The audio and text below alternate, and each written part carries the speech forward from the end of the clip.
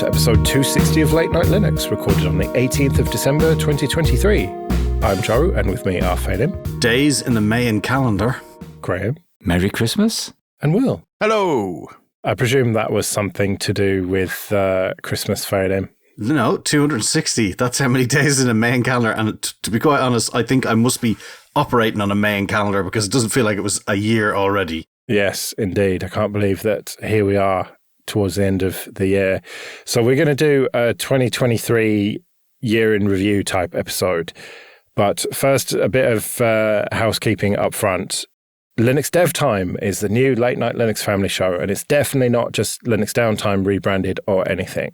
Oh, hang on, no, that's exactly what it is. So we've been talking about dev type topics for a while anyway, so we thought we'd rebrand, and we've got new artwork and a new name and everything. And the idea is to just talk about being a developer who uses Linux and targets Linux. And we won't necessarily only talk about development, but it's from that angle, basically. So linuxdevtime.com, check it out. I noticed they've got quite a bit of colour in their logo, like we don't. We're just never going to get colour, are we? No, I thought to troll you, I'll use all the colours in the logo. And so Amalith made it, and it looks rad, I think is what the young people say. It does look rad. I quite like it. I'm quite bitter and jealous, like I am every other one that gets colour when it comes out, unlike us. We're grayscale to match our personalities. Also, everyone keeps posting their Spotify Wrapped, where they show which podcast they've been listening to. And that drew my attention to AntennaPod, which has its own version, which is completely on-device and totally private. And people have been posting that as well. And what I've learned from that is that more people should subscribe to the all episodes feed rather than the shows individually.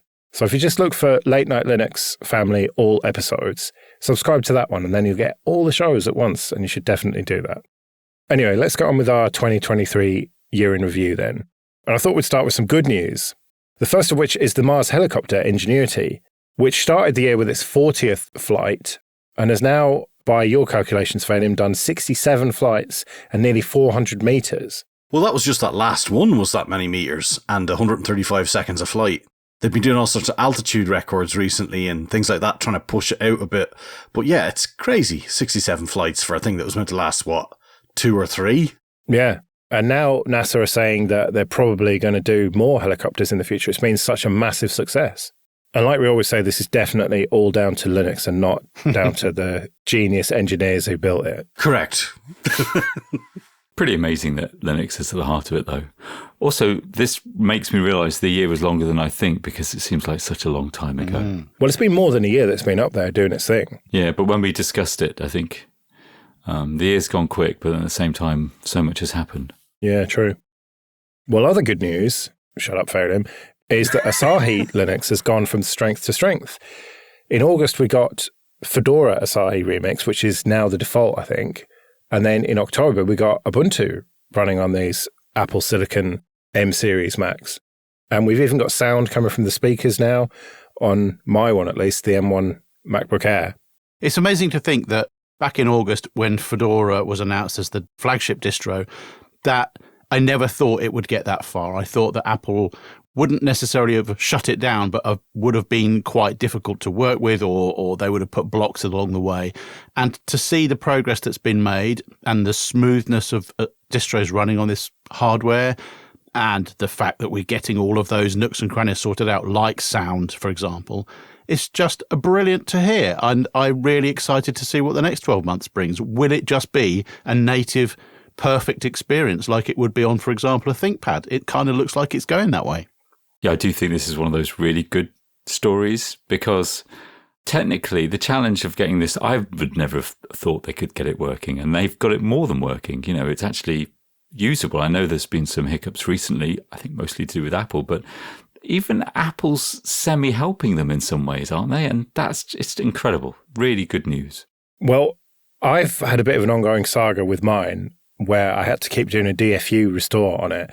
And it turns out that the really unhelpful message, failed to personalize update, means you don't have enough space, Joe. You gave Asahi too much of the disk. Oops. Yeah, and so now I've tried giving it 15% rather than 25%, and so far so good. We'll have to see how that works out. And I've actually got a real reason to use Asahi on M1 Macs. So I've got these ceiling-mounted TP-Link access points, the Armada ones, and they work brilliantly with all my devices, except for the Mac running macOS. You get random disconnections and you're watching a YouTube video and it just stops playing and then you can't even ping 8.8.8, there's timeouts there. And then it sort of starts working again for a few minutes and then doesn't. And it turns out that it's something to do with the way the network stack works on macOS. And it's to do with Sidecar and AirDrop, where it's constantly like looking for that or something. And you can fix it by disabling that stuff with a command. But a very easy fix is to just install Asahi and then it works fucking perfectly. So fuck you, Phelan, with your naysaying, which you're about to do. There's a real reason to use this. Oh, wait. By disabling the features available, it's a shocker that it actually works. Okay, well, that's fair enough. Look, I was more of a doomsayer about this at the very start, and I think it's good that it's given people a choice. We still have to have macOS on there, though, don't we? Yeah. That's never going to go away, is it? No. Yeah. But when macOS goes out of support, at least you'll have a supported OS on there. I mean, yeah, it's not for me, but that's good, I guess, I suppose. Look, I'm being positive. Yeah, this is the positive section. We'll get to the, naysaying later on. So let's stay positive. Goodwill to all mankind. Let's be positive about gaming.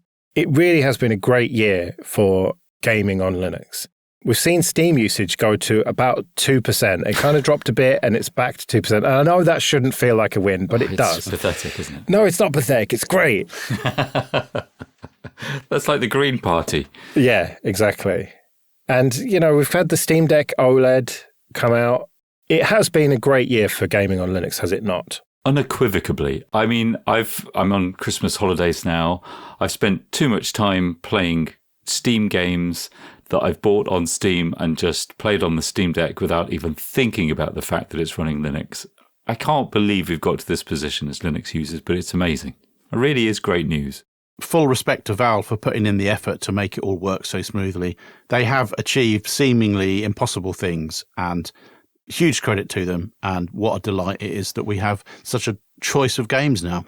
I've even been playing, okay, it's not a AAA title, but it feels like a real proper title, like Isonzo all year.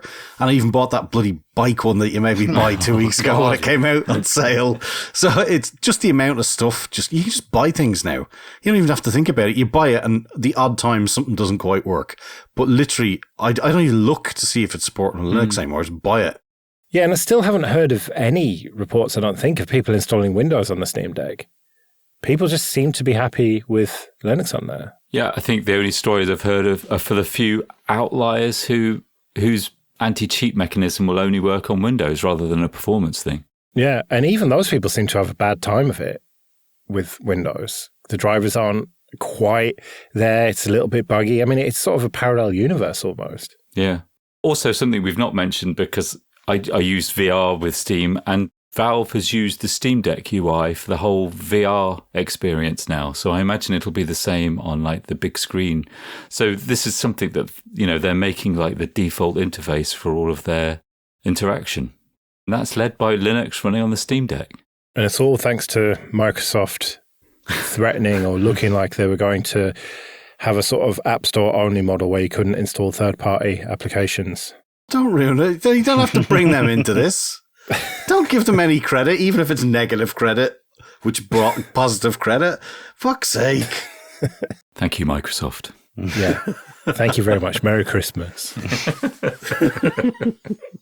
Okay, this episode is sponsored by Kolide. If you work in security or IT and your company has Okta, this message is for you. Have you noticed that for the past few years, the majority of data breaches and hacks you read about have something in common? It's employees. Hackers absolutely love exploiting vulnerable employee devices and credentials, but it doesn't have to be this way. Imagine a world where only secure devices can access your cloud apps. In this world, phished credentials are useless to hackers, and you can manage every OS, even Linux, from a single dashboard. Best of all, you can get employees to fix their own device security issues without creating more work for IT. The good news is, you don't have to imagine this world. You can just start using Kolide. Kolide is a device trust solution for companies with Okta, and it ensures that if a device isn't trusted and secure, it can't log into your cloud apps. So support the show and visit kolide.com/late-night-linux to watch a demo and see how it works. That's KOLIDE.com/late-night-linux. All right, enshittification. That was the real story of this year. How many fucking examples? I've got quite a lot in this doc, but there's even more, way more than I could fit in here. The first lot was canonical, and it started in February with the Ubuntu flavor packaging defaults, as they called it, where they pretty much told the flavor maintainers, you can't ship Flatpak by default. We're all about snaps around here, none of that Flatpak nonsense. It still remains very easy to get Flatpak going, but they just didn't want Flatpak by default. And that was a sort of sign of things to come, I feel. Because in July, Canonical took control of LexD. And that has rumbled on for the rest of the year to the point where now they've relicensed it under the AGPL3 and implemented the standard Canonical CLA.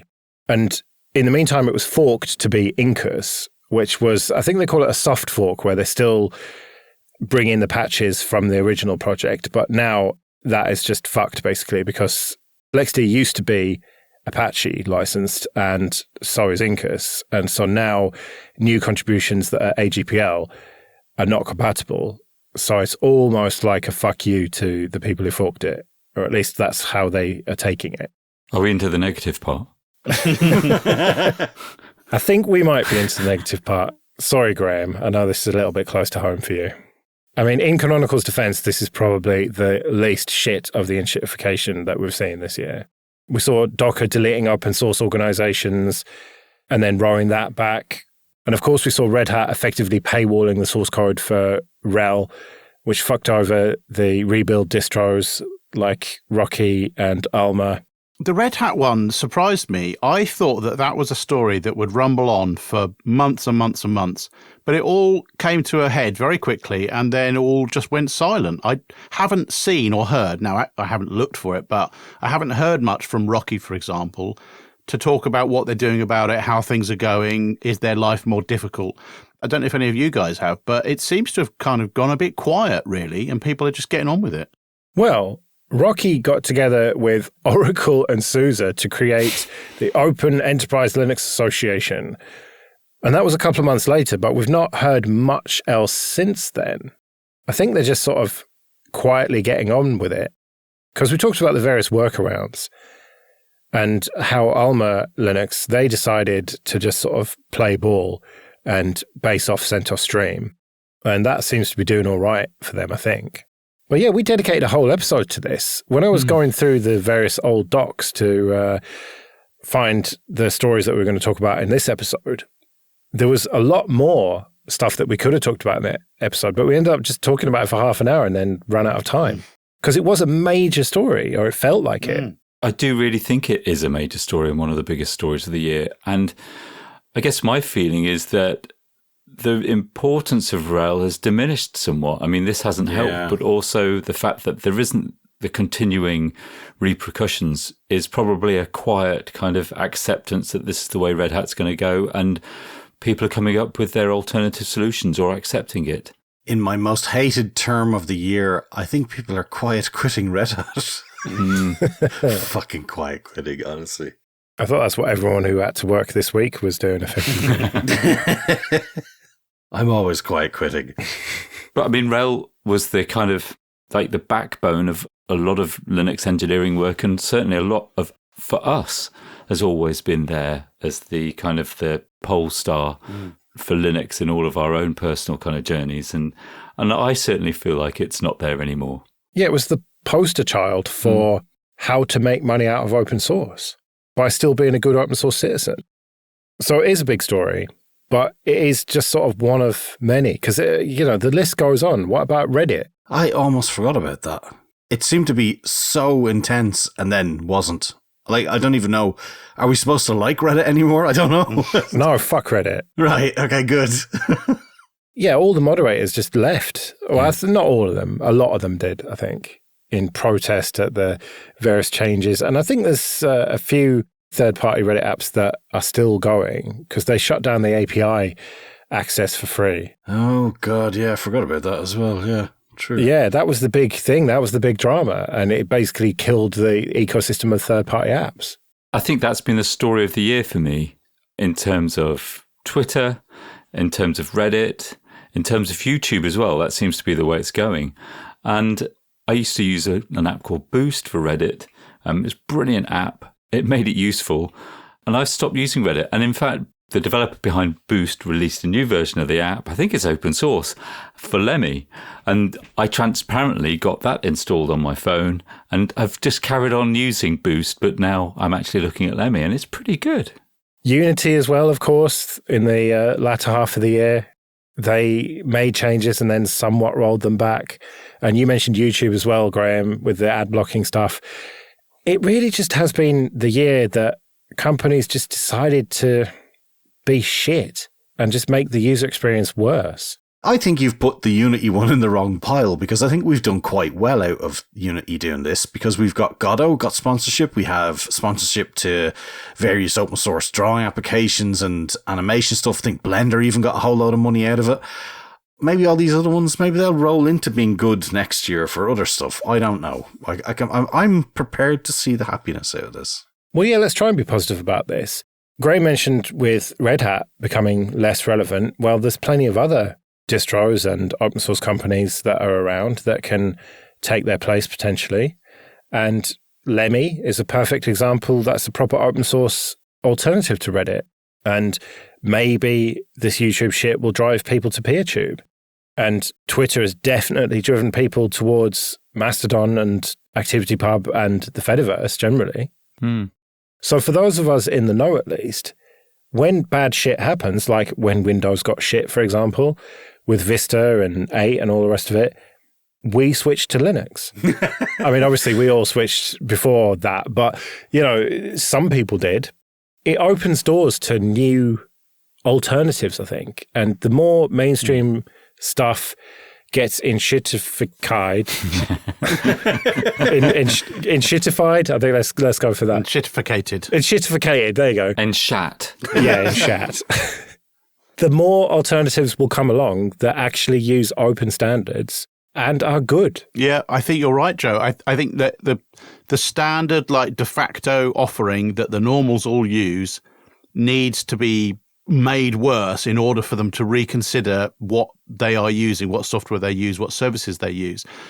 When that happens, which it inevitably will, because people are chasing money over practicality and usefulness, when that happens, they will look to their friends and colleagues and ask, what are you using instead? And that is where all of the open source community have a role to play. Be there banging the drum for your favorite open source and open standard ways of doing things and encourage your friends to move to it. Yeah, and we've seen that with the likes of the BBC experimenting with Mastodon. And even Threads, the Facebook or Meta version of Twitter, they're now starting to test ActivityPub integration. That has got people up in arms because they just don't understand how it all works, seemingly, and how easy it is to just block that if you don't like them. And I think that's good as well. It's making it almost like the new standard is to be open, because people have been burnt too many times by closed standards. And by people, I mean technical people who actually understand this stuff. But maybe normals as well, man. I don't know, maybe. It's funny, whenever I hear Threads, I think of that 1984 movie about nuclear holocaust we watched at school, which is perhaps fitting. Oh, God. That was horrific. Poor lady peeing her pants. Oh, dear. For once, I'm glad that I'm not quite as old as you lot, because I didn't have that. I'm aware of it, but I've never seen it, thankfully. It sounds horrific. We'll have the reflexes for duck and cover while you're getting toasted to the back wall. Yeah, that'll definitely help. It will. I'll make everything... Always carry black bin liners in the house to sellotape the windows shut. I'm under the stairs as we're recording this. CB fucking hooked up. With your Christmas lights all in the right colour. Well, they're off, I suppose. Don't want to attract attention from the bomb site, you know. Well, at least you made it to Hacker News before the end. He peaked. Yeah. And Hacker Day. You got famous for a second there with all your lights hacking, Will. I'll be signing autographs afterwards in the foyer. Yeah. I printed out the websites and walked around the streets and I know this guy. I was reading it and thinking, this is really good. And then I realised that you'd written it. That was so cool. Thank you. Yeah, I'll have to try and remember to put a link to that somewhere in the show notes. I'll hide it in amongst all of the enshittification or something. Yeah, the enshittification of cheap LEDs from China. Okay, this episode is sponsored by Entroware. Go to entroware.com. Entroware sells computers with Ubuntu and Ubuntu Mate pre-installed. They've got a range of desktops, laptops, and servers, and most parts are configurable, so you can pick the CPU, RAM, and storage that's right for you. If you can't find exactly what you want, then do contact them, and they'll work with you on a bespoke solution that's perfect for your needs. They ship to the UK, Republic of Ireland, France, Germany, Italy, and Spain. And if you do buy one of their machines, there's a little drop down at checkout and you can select Late Night Linux so they'll know that we sent you. So go to entroware.com for all your Linux computing needs.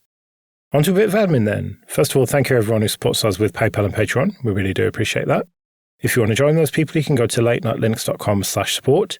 And remember that for various amounts on Patreon, you can get an ad-free feed of either just this show or all the shows in the Late Night Linux family. And if you want to get in contact, you can email show@latenightlinux.com.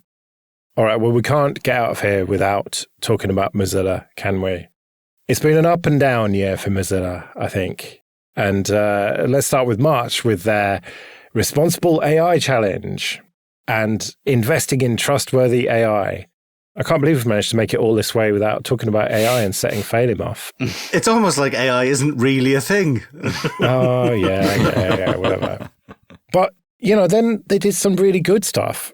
Like in April, we had protection against fingerprinting. And in October, we had say hello to a more private internet, which was that encrypted client hello DNS thing. And then just recently, they've enabled 450 plus extensions on mobile Firefox. So they've done some good stuff. They did also do this weird pop-up ad for their VPN service, which pissed a lot of people off. But I think if you look at the year in Mozilla, it's been broadly positive, I would say. Do you think that's Mozilla getting better or finally seeing something by everybody else being so utterly shit to their own users that they've kind of gone, oh, wait, what if we don't do that? The Grand Canyon of web browsers. Jesus, it's so bad. It's like Chrome is trying its best to piss as many people off with the ad stuff that maybe Mozilla just defaults its way to victory again. Well, they also did this excellent thing in December, introducing Solo, an AI website builder for solopreneurs. Oh, I missed that. That's terrible. It's a way to make yourself a website if you are a small business person using AI. It's cool. Fucking brilliant. I mean, I can't really speak. In fairness, my site is not great, but even still, Jesus. You should use this, Phelim. It'll be brilliant. Yeah, that's what I'll do. I'll do that. That's one of my discoveries this week. I just won't be on the show because I'll have died in the process. We've given Mozilla a lot of shit over the year, and I'm sure we will continue to do that next year. But I really think that with Chrome locking down the ability to block ads, that the second coming or third coming of Mozilla is inevitable at this point. And it goes back to what we were saying about enshittification.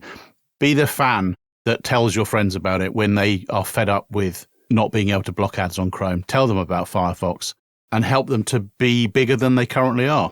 Yeah, I mean, we get a lot of shit for giving Mozilla shit, but I think it's tough love, isn't it? It's absolutely. We really, really want them to succeed. Anybody who's not giving them hassle is really just helping Chrome because they're winning by miles. Yeah, I mean, we saw US government websites, Firefox usage dipping to around 2%. And if it dips below 2%, then they're not going to officially support Firefox anymore.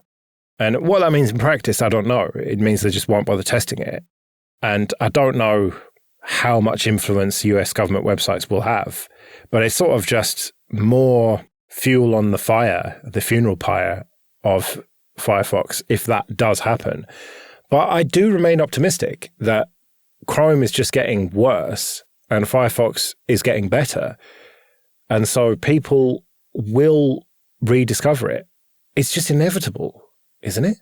I really hope so, because it is as usable as Chrome. You know, you don't really get to experience what it is to have a broken browser anymore because everything seems to just work. But it's such a good browsing experience.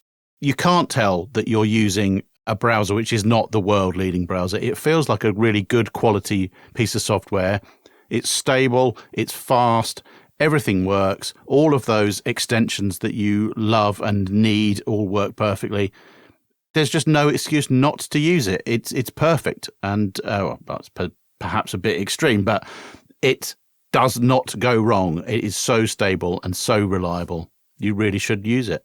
Yeah, and it has features like the Firefox containers thing, which we never really talk about on the show, but whenever we diss Firefox, people seem to bring that up. And it's little things like that, little quality of life things that make it a better browser, like objectively. And it should not be languishing in the 2% mark. Yeah. Much like desktop Linux as well, funnily enough. I like the way this episode has become like the drunken Christmas party. We love you, Mozilla. You're my best friend. Yeah, we fucking love you. Don't leave us. If Mozilla do leave us and just fold, the world will be worse off for it. They're out there doing a lot of good work for the freedoms of the web and privacy and all of that good stuff. And without Mozilla, who would do that? I don't think anybody would. So despite all of their meandering experiences and things that they try, they should stick to the browser, as we have said, and like be there, survive and be around for another few years yet. Totally agree with you, Will. Right, well, on that positive note, we should probably get out of here then. Next week will be Christmas Day, so we've got a Christmas special for you. But until then, I've been Joe. I've been Phelan. I've been Graham. And I've been Will. See you later.